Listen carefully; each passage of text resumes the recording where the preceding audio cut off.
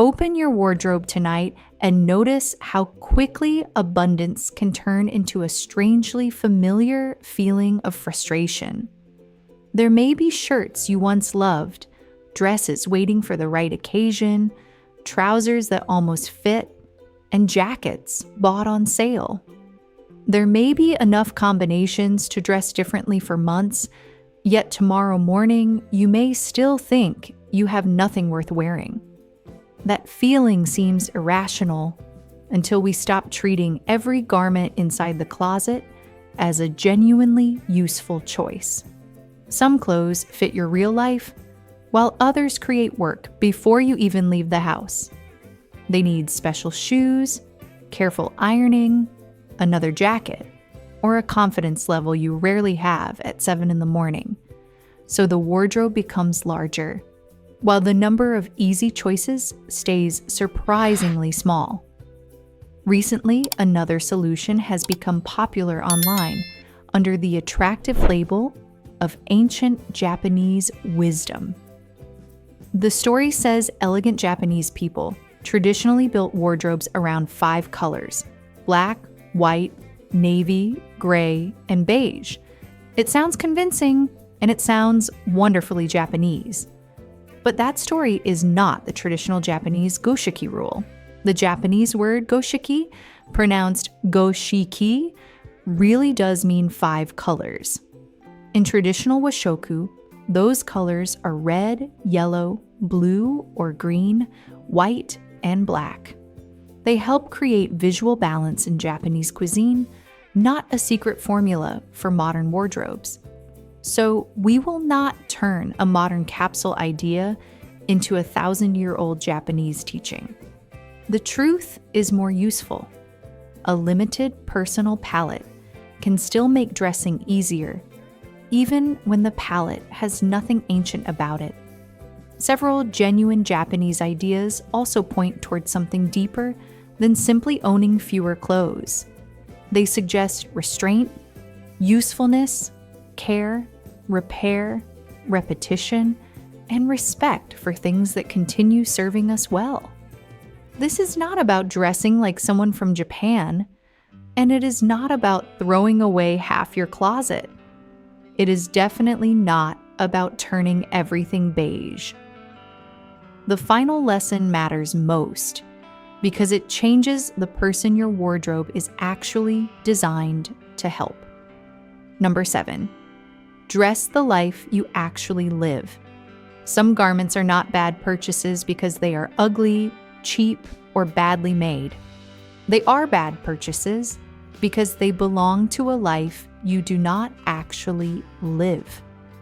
Perhaps you buy elegant dresses for dinners that happen twice each year, while your real week requires comfortable layers and practical shoes. Maybe you keep buying blouses for an office you rarely visit now. Perhaps an entire section still belongs to a body, schedule, or social life that has already changed. This is where admiration quietly becomes accumulation, because a garment can be beautiful and still be wrong for you. That distinction matters, because every new garment must eventually live inside the next 30 days of your real calendar. Picture an ordinary Tuesday, including your commute, errands, work, family dinner, and the weather you actually live in. Does the garment belong there? And can it work with several things you already wear comfortably? Or does it immediately require another purchase before it becomes useful? One lonely garment often creates a small chain of future spending. A new skirt needs a top, the top needs different shoes, and suddenly the original purchase has quietly multiplied. Your life, body, and priorities can change, and your clothes should be allowed to notice those changes. A useful wardrobe begins when the clothes inside belong to the person opening the door today. Your real life knows better. Number 6, create your own 5-color system. Now we can return to the 5-color idea without pretending history gave us a fixed wardrobe formula. Limiting your palette can be practical because compatibility creates more usable combinations from fewer individual pieces. But the right 5 colors are not universal. They should come from your preferences and the life you actually live. Start with evidence instead of aspiration by finding 5 garments you have worn repeatedly during the past month. Choose pieces that survived busy mornings, long days, and moments when you did not want to think about clothing. Place them together, then look for the patterns your actual behavior has already created. Perhaps 3 colors appear repeatedly, or one neutral dominates because it works with almost everything you own. Maybe the color you keep buying is not the color you keep wearing. That difference can tell you more than another season of shopping advice. A simple system might use 3 foundation colors and 2 accents that naturally cooperate with them. One person may choose navy, cream, charcoal, olive, and burgundy. Someone else may prefer black, white, camel, denim blue, and soft pink. There is no sacred combination because the purpose is compatibility rather than obedience. When most tops work with most bottoms, your wardrobe begins multiplying without physically getting larger. Imagine it beside 3 garments you genuinely wear before imagining how exciting it looks in the store. If it needs new trousers, different shoes, and another jacket, the true cost is already growing. Limitation is not always restriction. Sometimes it simply removes friction and makes getting dressed noticeably lighter. Number 5, repeat the shapes that already work. Fashion constantly rewards novelty, while your own life often rewards repetition. Look at the trousers you choose when you need confidence without thinking too much about clothes. Notice the neckline you keep reaching for and the jacket length that consistently balances your proportions. Those repeated choices are not evidence that your style has become boring. They are evidence that experience has already tested certain shapes against your real body and routine. That is valuable knowledge, yet many of us ignore it whenever a new trend makes familiarity feel unimaginative. We buy another cropped jacket, although every previous cropped jacket stayed unworn. We try another stiff fabric, even though we already know we dislike feeling restricted.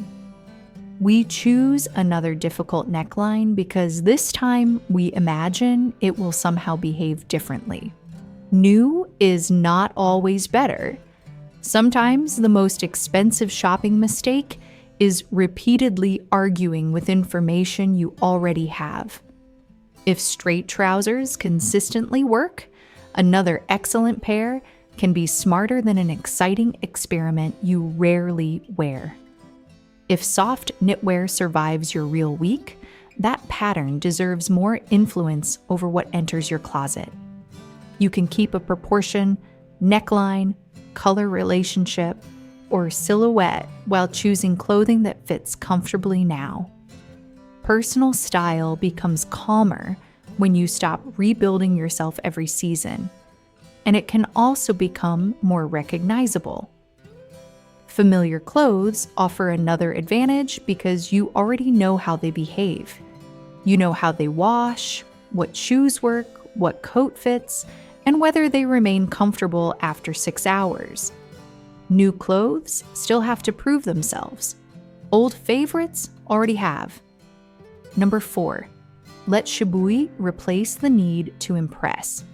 Here, we reach a genuine Japanese aesthetic idea called Shibui, pronounced Shibui.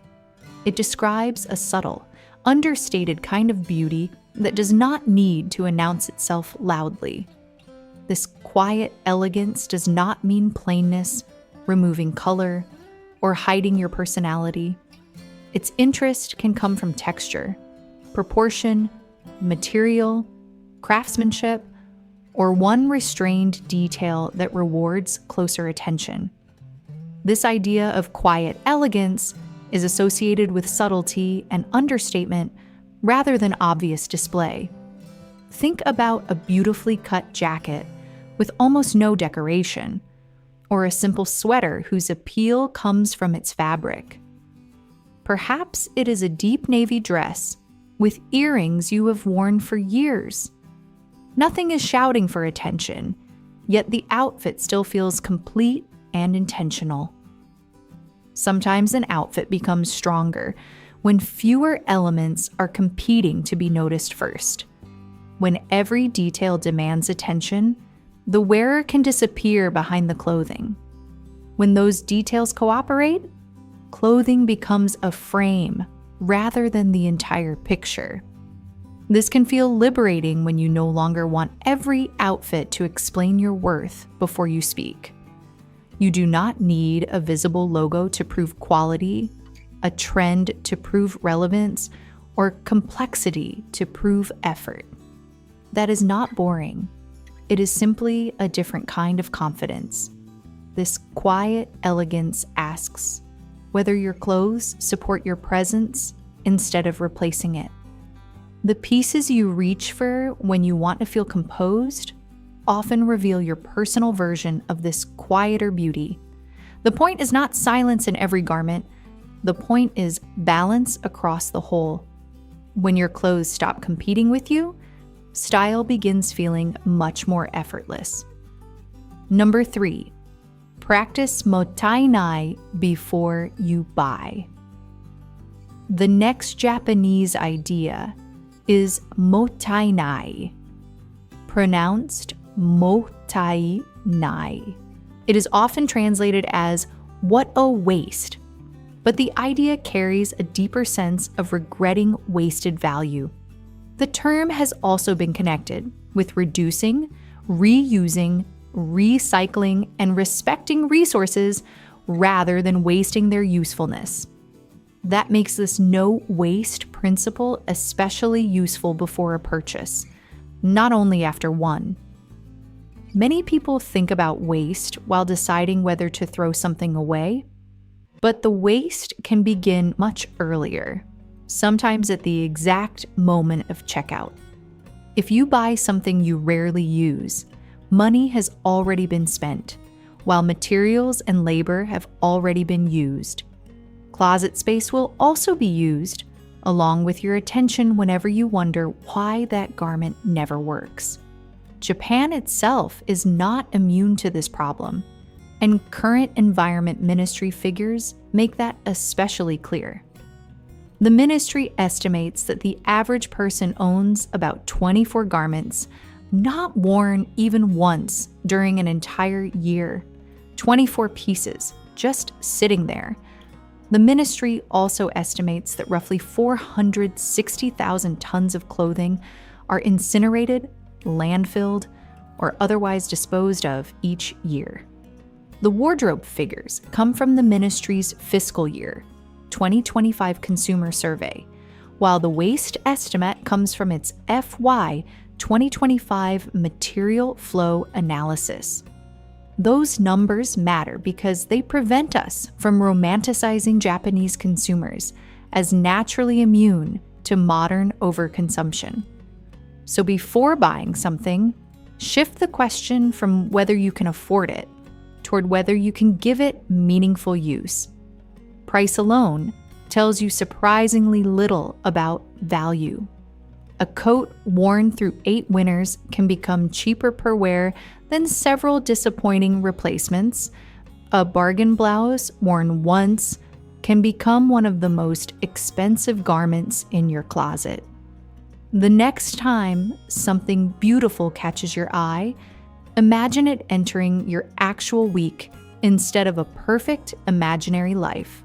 Not the fitting room, not the advertisement, your week. If you cannot see it living there, leaving it behind may be the more respectful choice. Sometimes the best relationship with an object begins by not owning it. Number 2, Repair what has already earned your trust. Another Japanese textile tradition offers a practical counterpoint to the constant pressure to replace things. This tradition is called sashiko, pronounced sashiko, and its original purpose was deeply practical. Historically, this running stitch technique reinforced textiles, extended their life, and sometimes joined reused cloth into durable garments. The Metropolitan Museum of Art describes this reinforcing stitch technique as a way to strengthen textiles and prolong their useful lives. Decorative beauty eventually developed from a very practical function, and that history carries a simple wardrobe lesson. Wear does not always mean an object has stopped being useful or worth caring for. A missing button can be replaced, a loose hem can be fixed, and a damaged seam can often be repaired. Of course, not everything deserves rescue because some fabrics wear out and some clothes no longer fit your needs. Guilt should never become another reason to store objects indefinitely.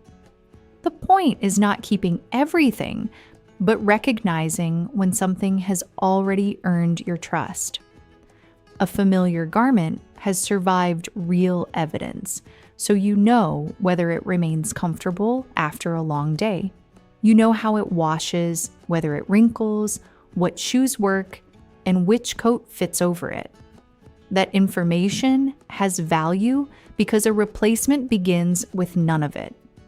Before replacing a trusted item, compare the realistic repair cost with the realistic cost of replacing something equally useful.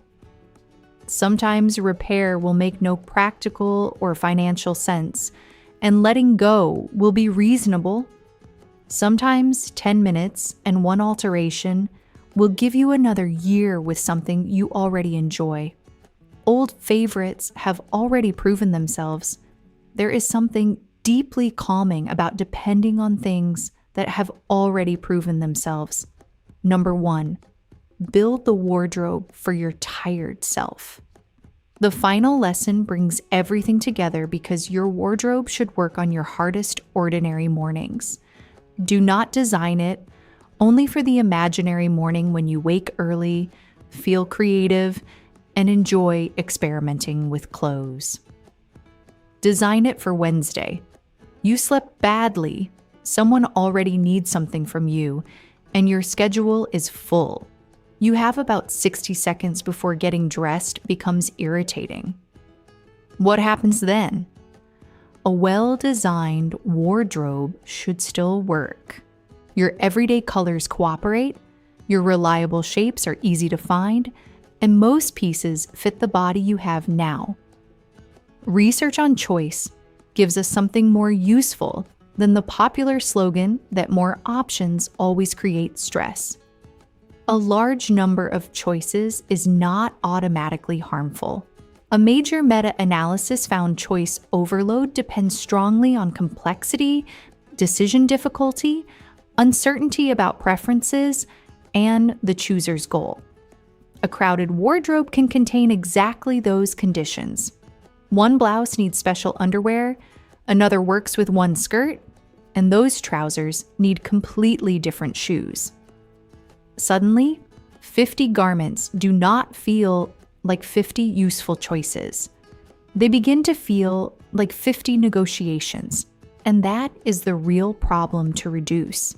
You do not necessarily need a tiny capsule wardrobe. You need fewer bad decisions waiting behind the doors.